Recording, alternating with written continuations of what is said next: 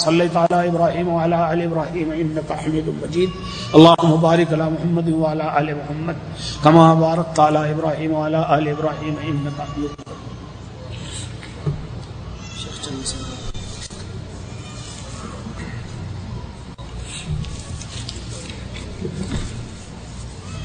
دیکھیں کچھ سوالات ہیں آپ لوگوں کے، اور مجھے بڑی خوشی ہے کہ آپ کے ذہن میں کچھ سوالات پیدا ہوئے جن کو ذکر کیا ہے، لیکن ان سوالات کے سلسلے میں ایک اسلامی اصول میں آپ کو بتا دوں. ایک شخص جس سے سوال کیا جائے اس کی دو صورتیں ہوتی ہیں، یا تو ان مسائل کا ان کو علم ہو جو سوال کیے گئے ہیں قرآن و حدیث کی روشنی میں تو اس کا معقول جواب دے، اور اگر علم نہیں ہے تو اس جذبے میں کہ مجھے علامہ لوگ نہیں کہیں گے اس کا جواب ہر حال میں دے دے غلط. یہ سب سے بڑا گناہ ہے. حضرت امام مالک رحمۃ اللہ علیہ سے 40 مسائل پیچھے گئے. ظاہر ہے نصوص قرآن و حدیث جس کے ہیں ان میں کوئی کیا پوچھے گا وہ تو موجود ہے قرآن حدیث میں، لیکن اجتہادی مسائل میں 40 مسائل پوچھے گئے. 36 کے جواب میں انہوں نے کہہ دیا لا ادری، مجھے علم نہیں، اور 4 کا جواب دے دیا. جب وفات کا وقت آیا تو روتے تھے سسکتے تھے، اور لوگوں نے پوچھا کیوں روتے ہیں، آپ نے تو مدینہ بھی نہیں چھوڑا، زندگی بھر حدیث کی اور قرآن کی خدمت کی.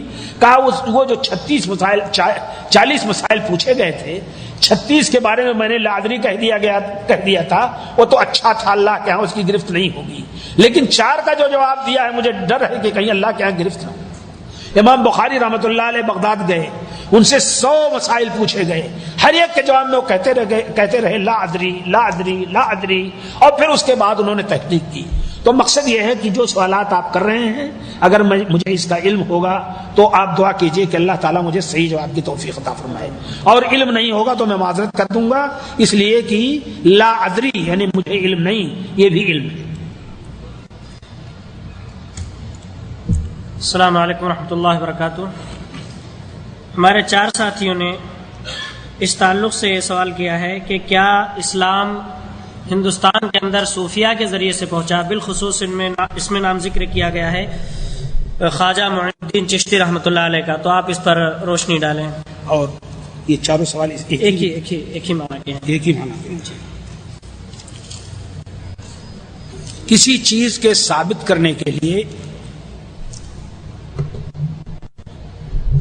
تاریخ کی سچی شہادتیں، سچی گواہیاں چاہیے، اور اس کے لیے پورا پروف چاہیے. آپ جانتے ہیں کہ کوئی بھی چیز پروف کے بغیر کسی دور میں قبول نہیں کی جا سکتی، کبھی بھی نہیں. میں نے ابھی آپ کے سامنے تفصیل سے یہ بات بتائی ہے کہ اسلام کا تسلسل کن مراحل سے گزرا، اور ایک مرحلہ میں نے بتایا تھا جو ماوراء النہر یعنی بخارا وغیرہ کے راستے سے آیا، اس میں کچھ صوفیہ کا دخل تھا. ان سارے لوگوں کی تاریخ ہمارے سامنے ہے. بدقسمتی سے ان میں سے کوئی صحیح حسن ثابت ہو جائے تو ہو جائے، ورنہ عموماً موضوع اور ضعیف ہیں. جیسے ابھی میں نے شیخ نظام الدین اولیاء کا قول نقل کیا تھا. اسلام جو پھیلا، جب اسلام کوئی ہوگا تب تو پھیلے گا. ان صوفیہ کے پاس اسلام کی صحیح شکل نہیں تھی، بلکہ شکل یہ تھی کہ ہندوستانی جوگ جو ہندو اور بدھسٹوں میں اور ہندوؤں کے خاص طور پر سناتن دھرمیوں میں، ہندوؤں میں 4 طبقے ہیں. ایک طبقہ تو سناتن دھرمیوں کا ہے جو مکمل طور پر بت پرست ہے، ایک طبقہ آریہ ورتیوں میں ہے جو بت پرست تو ہیں لیکن ان کے اندر تھوڑا سا عقلی تقاضے بھی ہیں، اور ایک طبقہ آپ جانتے ہیں سکھوں کا ہے. وہ سکھ اس اعتبار سے ہندو ہیں کہ وہ بھی اپنے مردوں کو دفن نہیں کرتے ہیں، ان کے یہاں بھی 12-10 گرو ہیں. اور چوتھا طبقہ جینیوں کا ہے، جو لوگ کوئی بھی یہاں تک کہ ناک پر کپڑا باندھ لیتے ہیں تاکہ کوئی کیڑا آ کر کے، جراثیم آ کر کے مر نہ جائے، مگر کہیں مظلوموں کو قتل کرنے کا معاملہ ہوتا ہے تو نہیں کوئی گناہ ہوتا ہے. سمجھ گئے آپ؟ تو یہ 4 طبقے پورے طور پر جن تعلیمات سے بدھسٹوں کا طبقہ، جینیوں کا، سناتن دھرمیوں کا، آریہ ورتیوں کا، سکھوں کا، 10 گروؤں کی بانی اگر آپ نکال کر کے معاف فرمائیں ہمارے صوفیہ کے اقوال اور ان کے خیالات سے مطالعہ کریں تو آپ کو پتا چلے گا کتنا ایک دوسرے کے قریب ہو گئے.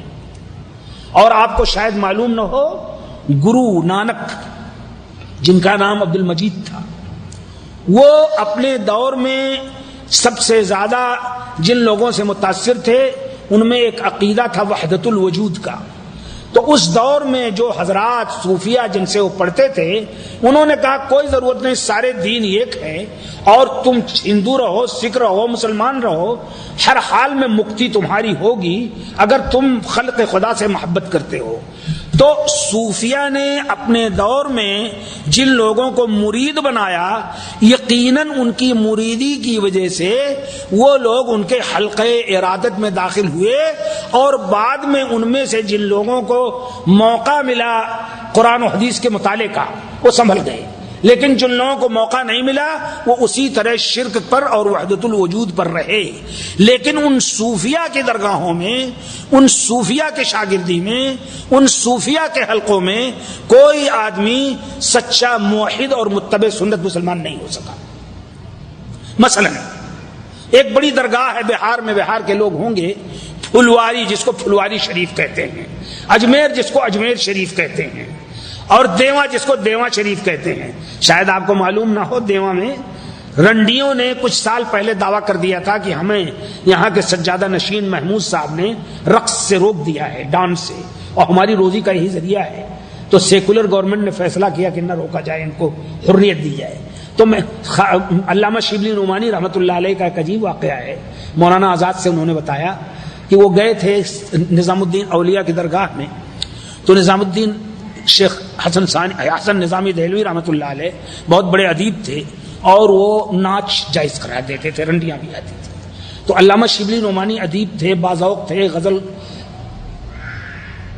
بھی لکھتے تھے. تو ان کے اہتمام میں اکرام کے لیے انہوں نے ایک مجلس منعقد کی ڈانس کی اور میوزک کی. اب وہ اتفاق سے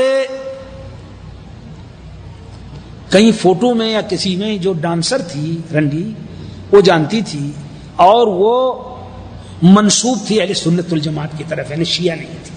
تو جب وہ آئی تو کہا واہ علامہ شبلی، کیا آپ نے الفاروق لکھی، کمال کر دیا.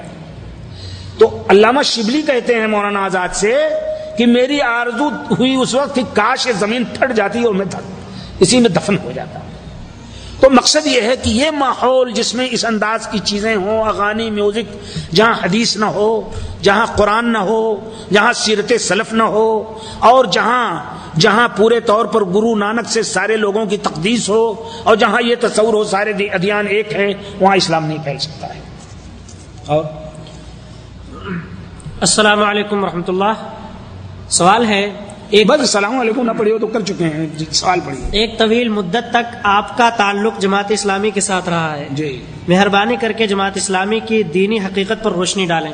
میرا تعلق جماعت اسلامی سے کبھی ایک سیکنڈ کے لیے نہیں رہا.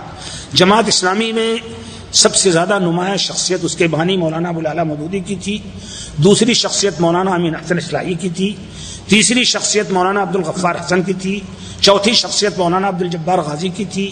یہ تنظیم 47 کے پہلے کچھ دن پہلے بنی، اور پھر یہ لوگ پاکستان چلے گئے.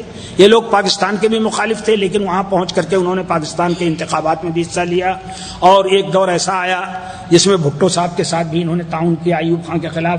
یہ ساری چیزیں ہوئیں. جماعت اسلامی ہندوستان بر صغیر ہندو پاک میں جماعت اسلامی، اور مصر میں الاخوان المسلمون، اور ترکی میں حزب السلامہ، اور یہ تینوں جماعتیں پورے طور پر مکمل طور پر یہ ثقافی کلچرل جماعتیں ہیں. ان کے پاس عام طور پر جدید موضوعات پر تصنیفات ہیں، لیکن ان میں سے کوئی نہیں ہے جس نے توحید خالص کی دعوت دی ہو یا سنت صحیحہ کی دعوت دی ہو. ہر جگہ سے اخوان مسلمون میں امام حسن بننا، اور اسی طرح سے اور ان کے جو ماننے والے تھے ان کی شکل یہ تھی کہ وہ ختمی طریقے کا رقص ہوتا تھا صوفیہ کا، وہاں مجلسوں میں رقص تک کرتے تھے. جماعت اسلامی ہندوستان کی اس میں عقل پرستی زیادہ تھی، اس لیے کہ مولانا مودودی یہاں حیدرآباد کے لوگ موجود ہوں گے. حیدرآباد میں دائرۃ الترجمہ تھا جس میں مولانا مودودی تھے ملازم باقاعدہ، اور وہاں کا پرچہ بھی نکالتے تھے. تو دارالترجمہ میں انہیں میکیاولی اور ہیگل کی کتابوں کے ترجمے کا دیکھنے کا موقع ملا، اس کا اثر پڑا، چنانچہ انہوں نے دین کی سیاسی شرح کی. میں جماعت اسلامی میں کو نہ تو کافر کہتا ہوں اور نہ جماعت اسلامی کے بارے میں کوئی زیادہ بات کہنا چاہتا، لیکن یہ بالکل غلط بات ہے۔ نہ میرا تعلق ایک سیکنڈ کے لیے جماعت اسلامی سے رہا ہے، نہ ایک سیکنڈ کے لیے اس جماعت سے رہا ہے جس کو تبلیغی جماعت کہتے ہیں، بلکہ میں ان تنظیموں کو جو احزاب کی شکل میں ایک دوسرے کے خلاف تنقیدیں کرتی ہیں، ان ساری حزبیات سے، ان ساری حزبی تصورات سے الگ سمجھتا ہوں۔ اللہ تعالیٰ توفیق عطا فرمائے۔ جہاں تک جماعت اسلامی کے افکار و خیالات پر تبصرے کا تعلق ہے، ایک بڑی مشکل ان لوگوں کے ہر جگہ ہے۔ ابھی ان کے ایک مصنف نے جامعۃ الفلاح میں جو مدرس ہے، اس نے ایک کتاب لکھی جس میں رجم کا جو متفقہ مسئلہ ہے، زانی، شادی شدہ زانی کے رجم کا، اس کا انکار کیا۔